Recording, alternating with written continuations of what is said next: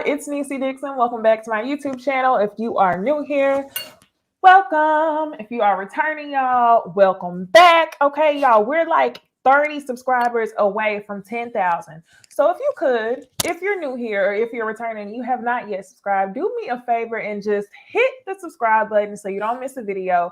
Also, turn on your notification bell if you're already subscribed, and even think about becoming a member.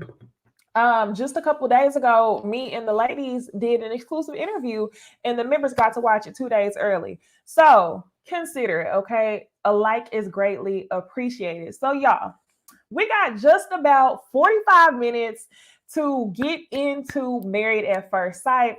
I hope that y'all were really feeling the title of the video, because if we saw each other, if we were on the same page, then you would love to experience Alyssa going home. Alyssa, go home. I literally felt like Tia and Tamara at the house saying, go home, Roger.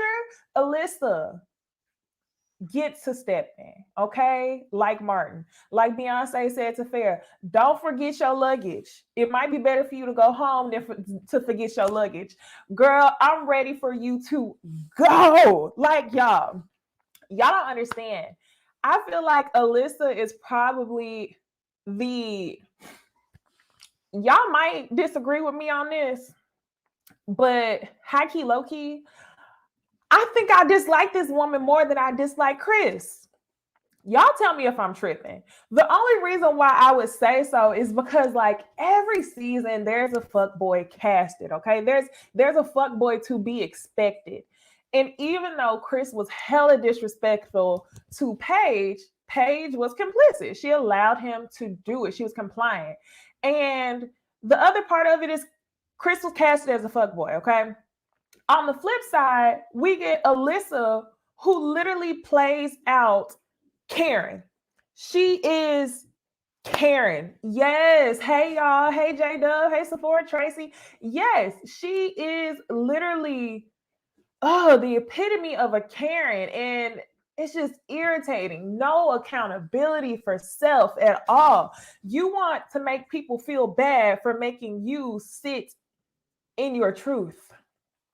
Alyssa, I'd love for you to just take a minute and sit in your truth. The mental gymnastics that it takes to be able to bullshit your way through this. Better yet, ladies, Katina, Jasmina, Noy, why were y'all caping for that girl? Why?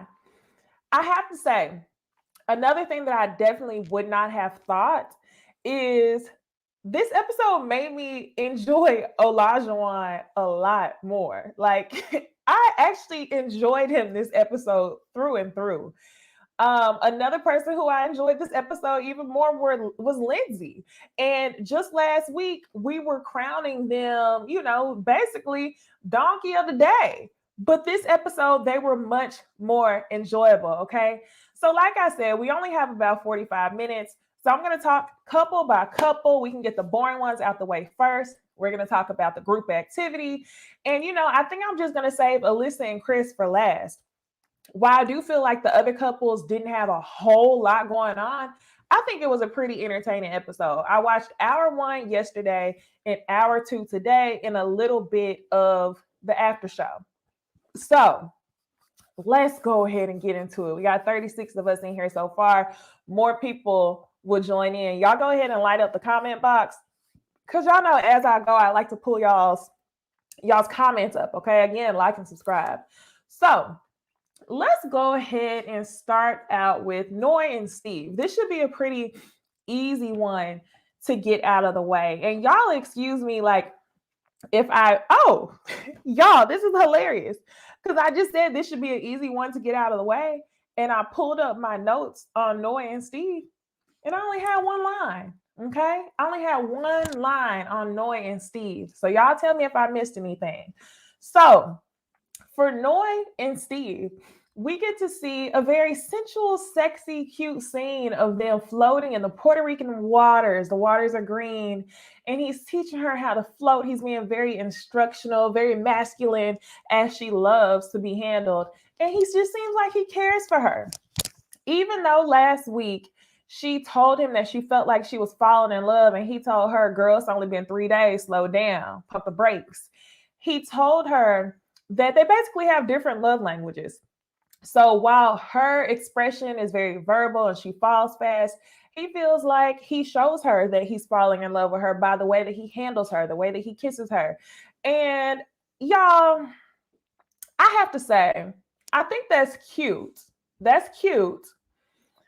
But we're gonna wait and see, okay? Because I'm with you, J Dub, right here in the comments. We're gonna wait and see because it's all cute for now until y'all start making plans for 2.5 kids and you ain't got no job.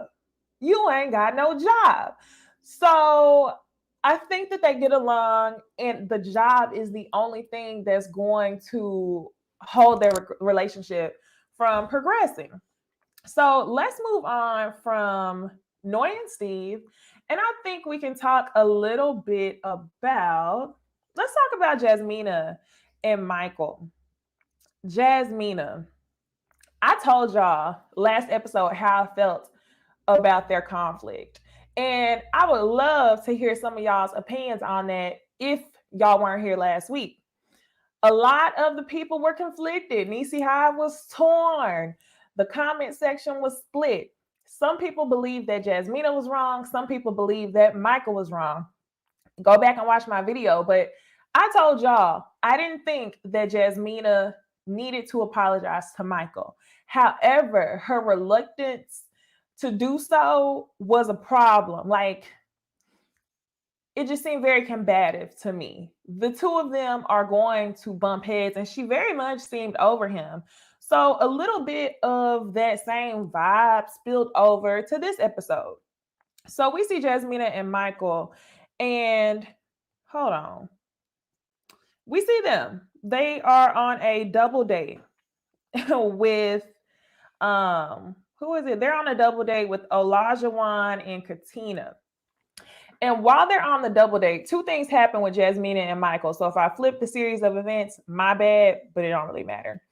So we see them on a double date, and when they're there, they start, asking questions. Olajuwon and Katina wants to know, do you see why y'all are matched? And both Jasmina and Michael end up saying that they're very similar. However, Jasmina does not fail to answer this question without throwing a little bit of shade in the mix. So she goes, yeah, I can see why we're matched.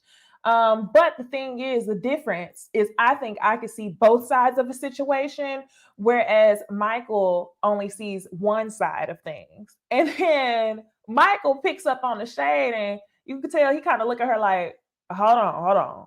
I could say the same about you.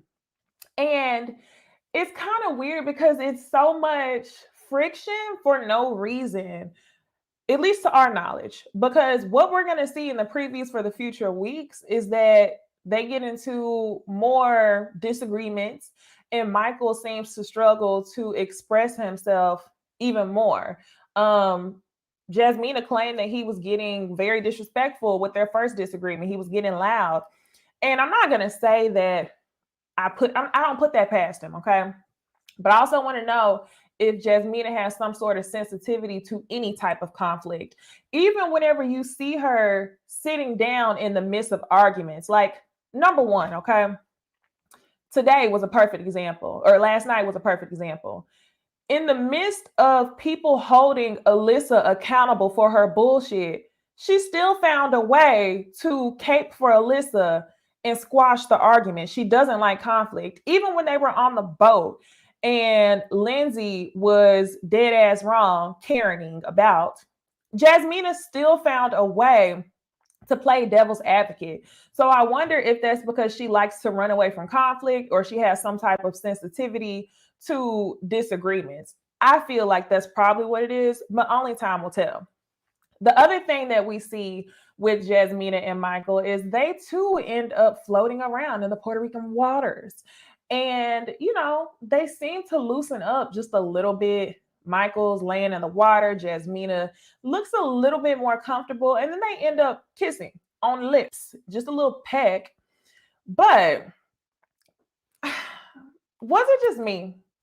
Or did it feel like Jasmina was just going through the motions whenever they were in the water? Even though it was like a really cutesy, it was meant to be a cutesy scene.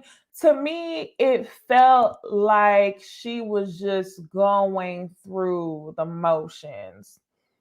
And I also thought it was very convenient that they only seem to vibe when it's only them two. But whenever they're with the group, it's always like we get the vibe to where she really can't stand him a little bit. So another thing that I want to talk about or address is a lot of y'all have been commenting saying that it's very evident why Alyssa and Jasmina are friends. A lot of y'all think that Jasmina does not like Michael, and she's essentially trying to give him the cold shoulder just as Alyssa is doing.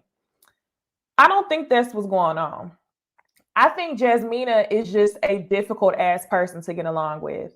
That's just my opinion. I don't think that she finds Michael unattractive.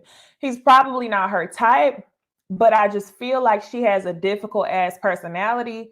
And you have to think that she's also been through so much that she's probably created some sort of barrier around herself so that way, she won't get hurt.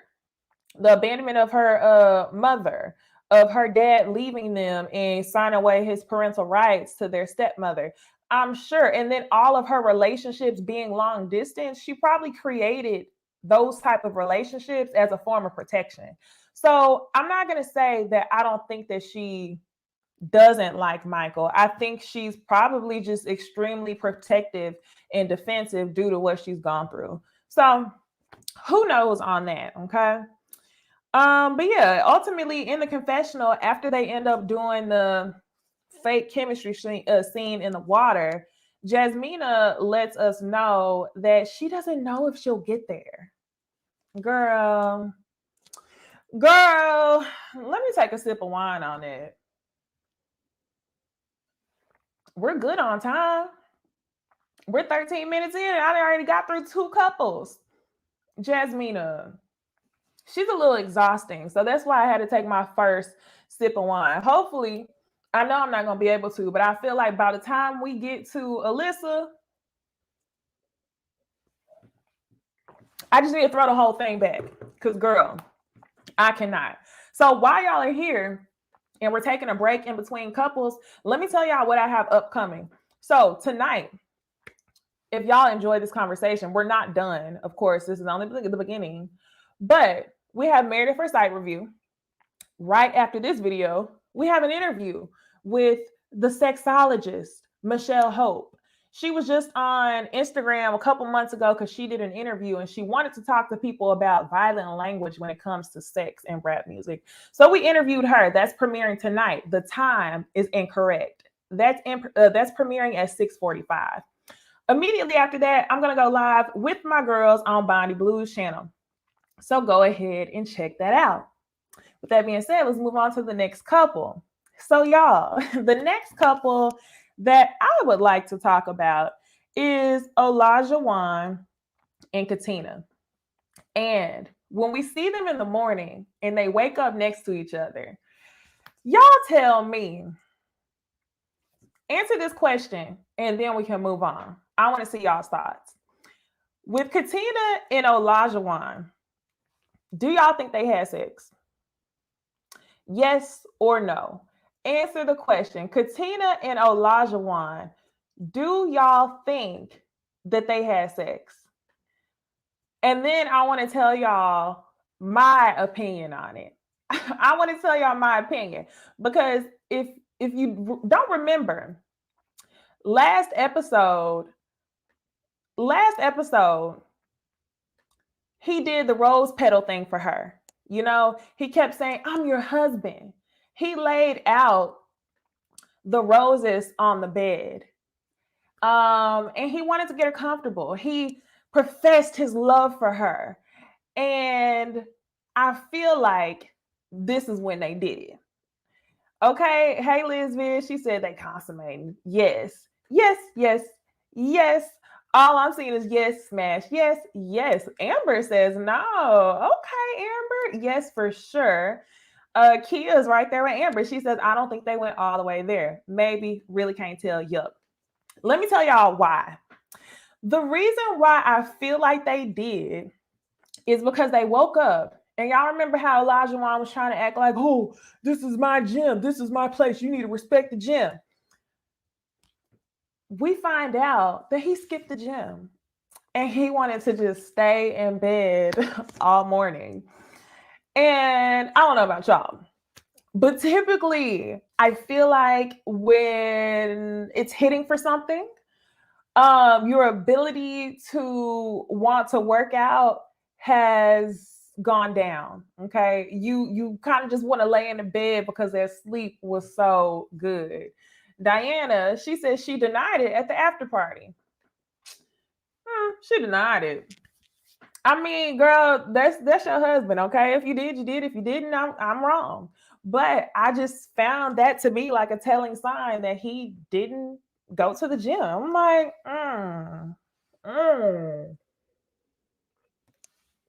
All right.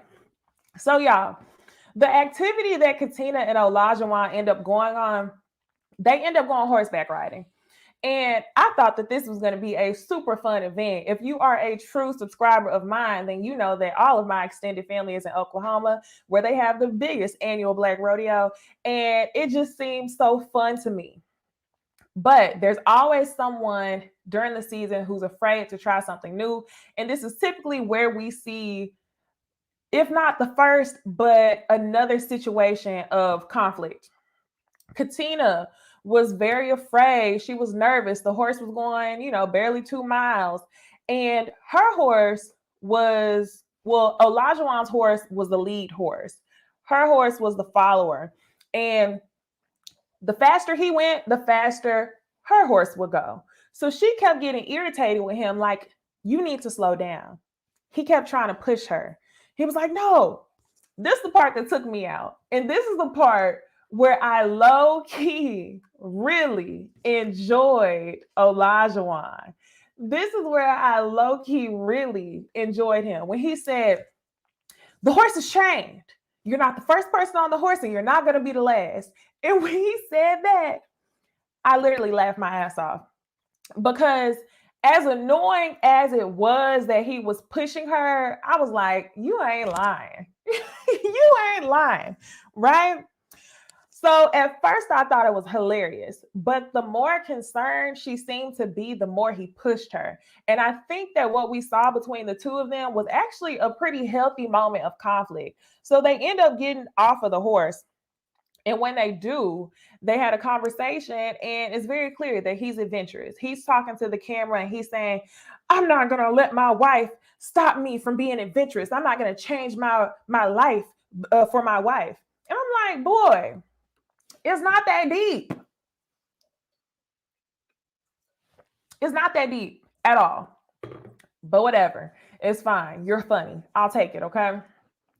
So she sits down and she calmly explains to him, my nerves are bad. Sometimes you have to listen to me. And he says, no, but I'm always going to push you. And I'm just like, girl, in that sit down, yes, Audrey says she's very patient with him, but he doesn't return the courtesy. See, this is where I'm a little bit confused, or where I'm a little bit torn. She was extremely patient with him.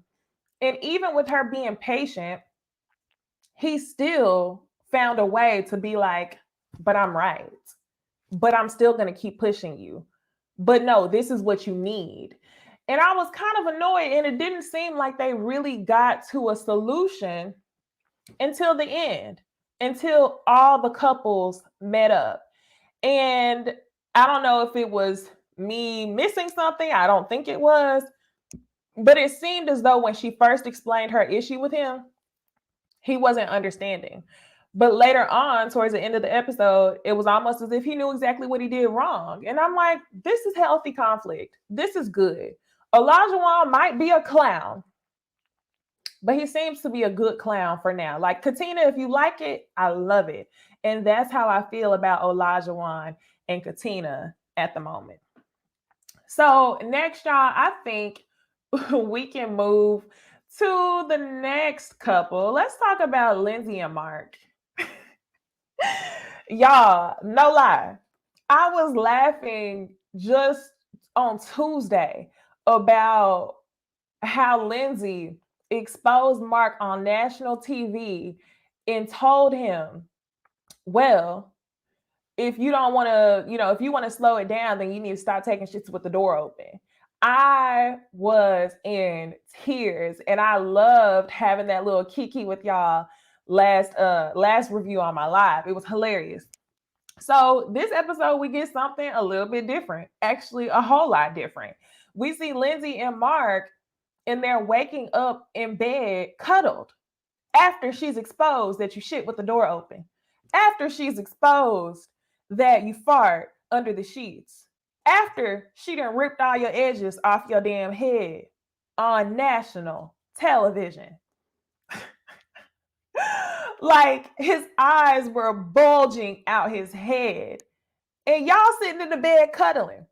When I seen that, I was like, oh goodness, this is another what y'all know the names. Liz and somebody knows this show, and y'all know the names that I'm talking about. When I saw them cuddled up in the bed after she exposed him, I was like, you are definitely giving that one couple. The redhead girl, Beth, is that her name? The redhead girl and the bald guy. It's definitely giving toxicity at its finest. Hot and cold, but y'all love each other. So anyway, they end up talking about how they made up. They had a conversation apparently after the cameras left. They were both in the hotel lobby. Thank you so much. Beth and Jamie. They were giving Beth and Jamie toxicity at its finest. So they had a conversation and Mark just finds a way to better explain to her in a softer tone how he feels. And let me not even say that, y'all. We didn't even see the full conversation, but for whatever reason, I'm not sure if Mark was brave enough to tell Lindsey what the actual issue was. He just said he wanted to slow down. The actual issue is that your wife is too much.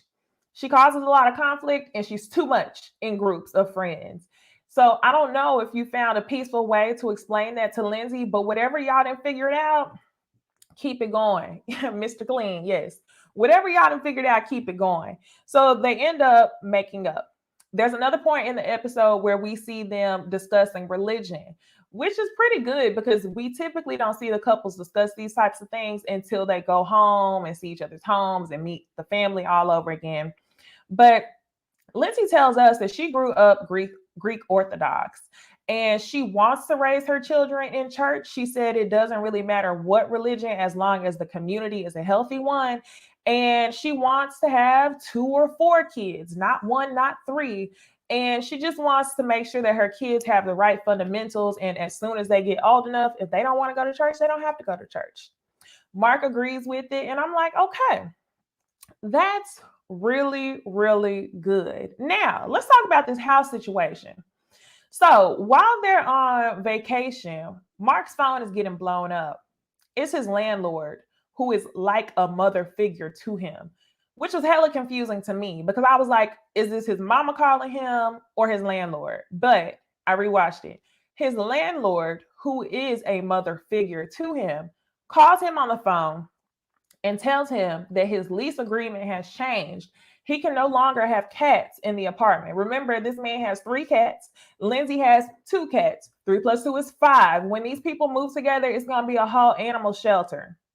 So the other thing that I feel like they kind of confusingly discuss is bed bugs. So the lady changes his lease and basically lets him know that whenever you come back, them cats better be gone or you gonna be gone. So Lindsey gets upset and she gets really protective and she's just like, how are you gonna kick him out during his honeymoon? I feel like she's just trying to get back at him because she doesn't want me in his life. And I don't know if it was all that, Lindsey. What I feel is Mark's apartment is probably nasty. Mark's apartment is probably nasty. The landlord has had to deal with bed bugs. So instead of kicking him out, she's probably being generous and saying, I don't know, maybe get the cats out. Like maybe she's trying to take steps to declutter his home. And especially after finding out that you got two cats your damn self, she's like, y'all are not about to come over here and turn this into the Married at First Sight animal shelter. And I don't blame her. His apartment's probably nasty as hell. So Lindsey ends up being very protective and she says, you know what, get all your shit out the apartment. You can come live with me. So that's what was going on there. I'm just like, okay. On top of that, it was either the landlord that was like the mother or his mom that was blowing up his phone, calling him 4 to 5 times a day, which is a red flag. Wrong road. Wrong road. Had to take a sip. So I saw a little bit of the after party. And in the after party, she said it was the landlady. Thank you, Shani. It was the landlady that was blowing his phone up. So I saw a little bit of the after party, and Lindsey says that Mark has a lot of friendships that end up crossing the line like this. He has a female best friend who's actually married, and that's like her work husband. She thinks that Mark is her husband. So I can definitely see how Mark could get trampled over in a relationship. So y'all know the last couple that we have to talk about, right? The last couple that we have to talk about, right?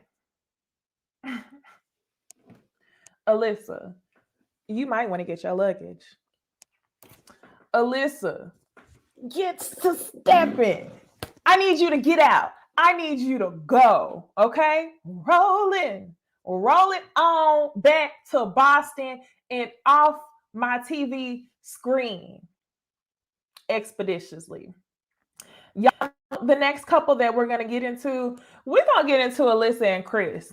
So before we give Alyssa all the smoke, I just have to say, Chris, you got to be a little bit quicker than that.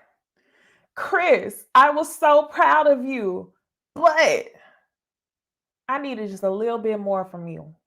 I needed just a little bit more from you, okay? Before we get into Alyssa and Chris, take 10 seconds, do me a favor, and like the video up, comment, subscribe, all that good stuff.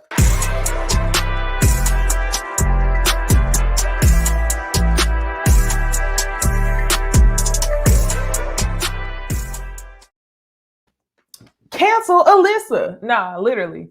Cancel her. Your 15 minutes is up. Alyssa wanted TV time and a free vacation. Yes, absolutely. Say it again. What I'm upset about is production's ability to protect this woman. What I'm upset about is the other women's ability to protect her bullshit. And what I feel like is America was pissed like hell when Chris was on TV 2 seasons ago and he wasn't telling us what he wanted. I wanted to be divorced, but I don't want to be divorced, but I still want to smash. And Alyssa is doing the same thing. I want to be on TV, but I don't want you, but I still want to be on TV and live rent free for 8 weeks. And Lifetime is protecting that. What are we protecting it for? Katina, Jasmina, what are we protecting it for? Like, is there something that we're not seeing that y'all are seeing? You couldn't pay me to feel bad for this woman. You couldn't pay me. You couldn't pay me. Like, Lindsey's ability to sit there and not say anything, growth. Lindsey, growth. I'm so proud of you for not saying anything. But let me not forget, because Lindsey was carrying on that boat a little while ago. But what I want to know is like that same energy that y'all had for Lindsey when she was carrying about. I need y'all to keep that energy for Alyssa. I don't care if y'all feel like Alyssa is your girl. Yes, AJ, Alyssa is giving homeless vibes. She's giving Christina from New Orleans. Y'all remember Christina and Henry? She's giving homeless vibes. What's going on? What's going on? Stop protecting this woman. So I think we go ahead and get into the last couple, which is Alyssa and Chris. Alyssa, we would love to experience you going home.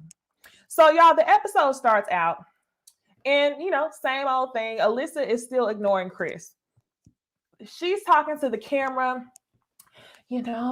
I'm just going to keep my head up, we're both still here and that's all I have to say. It's just been a tough ride, but I'm just going to keep my head up.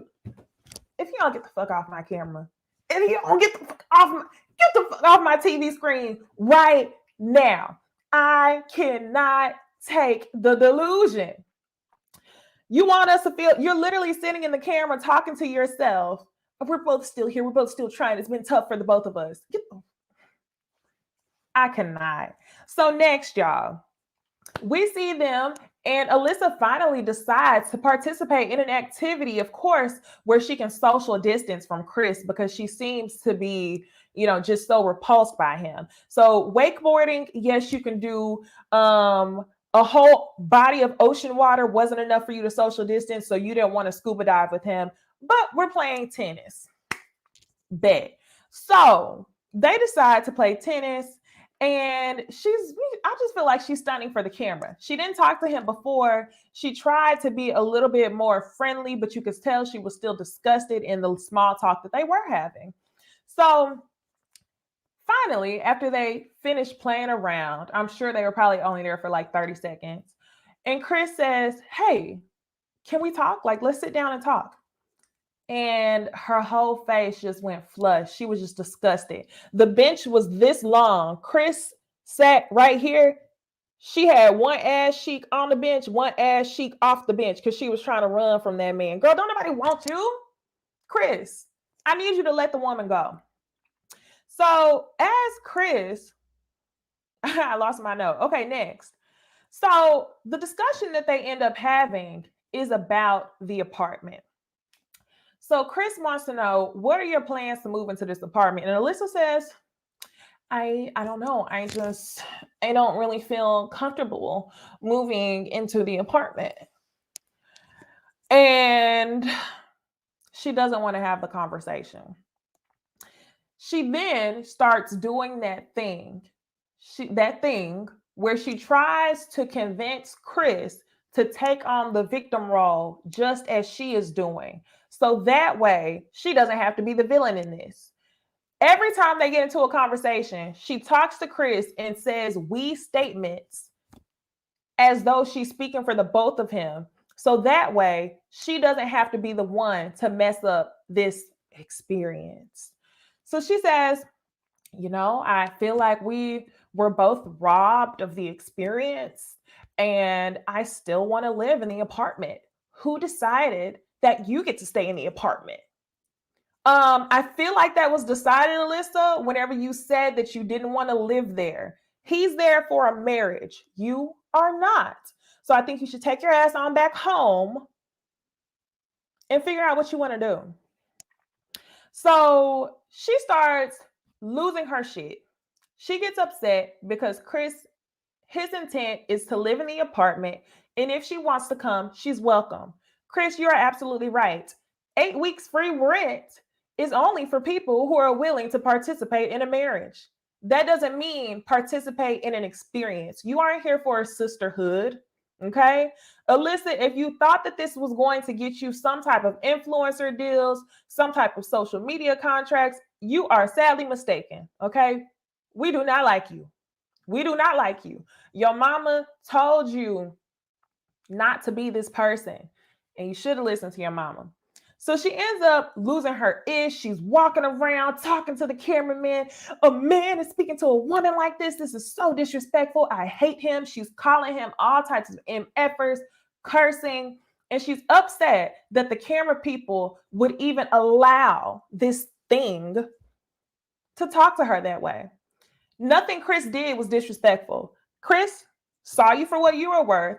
He's asking you to be honest. He's asking you to sit with the repercussions and the judgment that comes with you being shallow.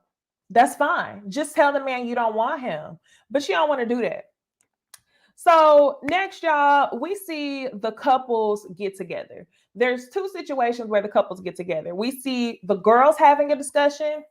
We see Alyssa talking to Katina and Jasmina.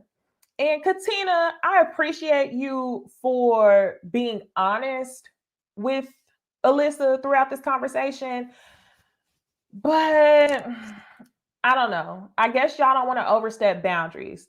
So Katina and Jasmina allow her to bullshit around her situation with Chris. Ultimately, Katina ends up being honest. And Katina says, I think that you took what his friend said at face value instead of creating your own opinion.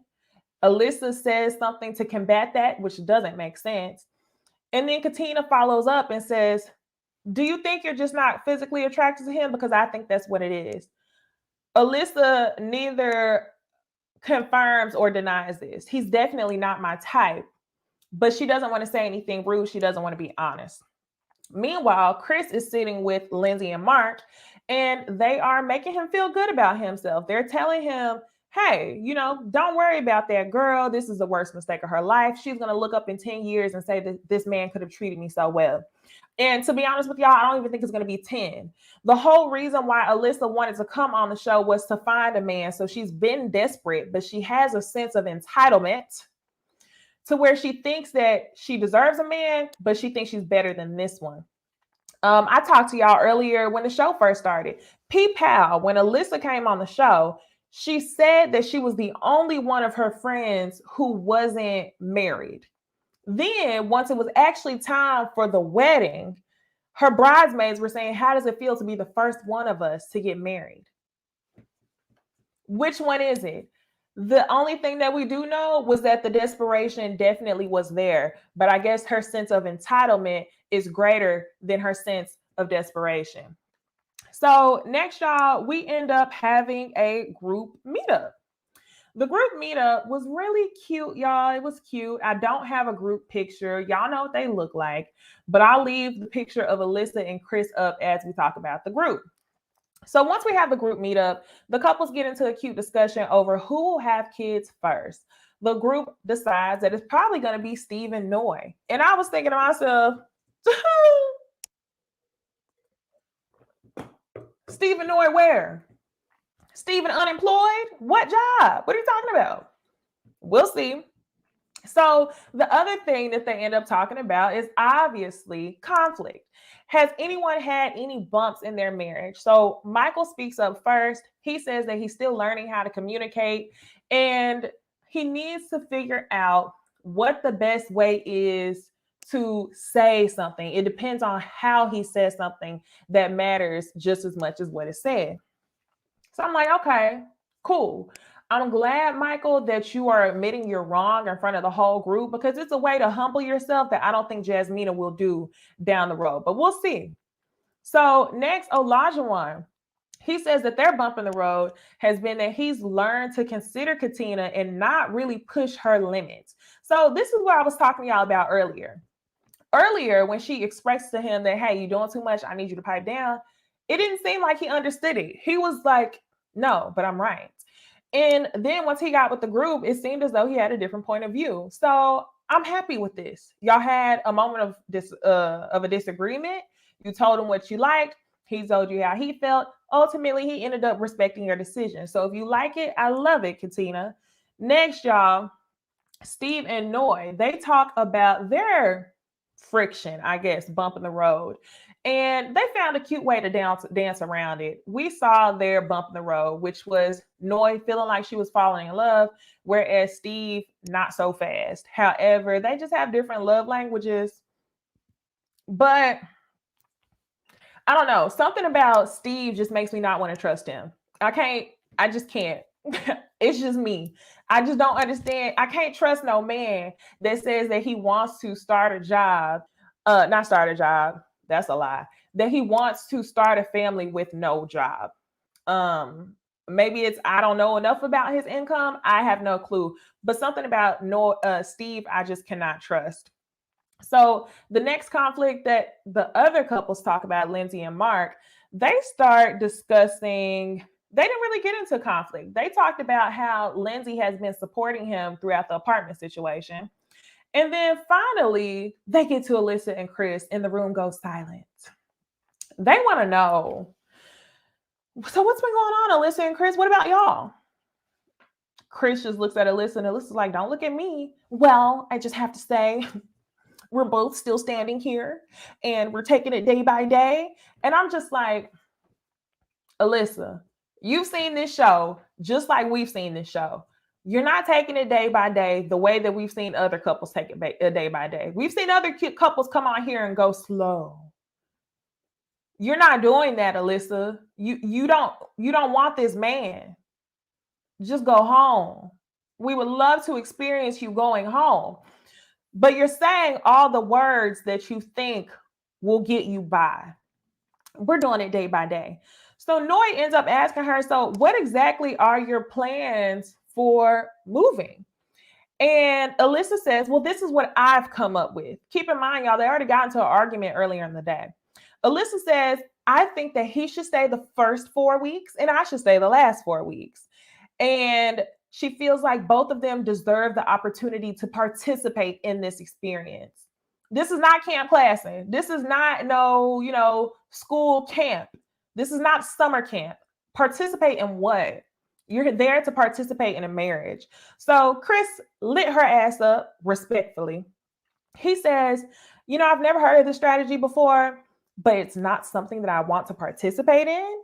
He didn't come here for friends. He said, I love y'all, but I didn't come here for y'all. I came here for a marriage. And he lit her ass up.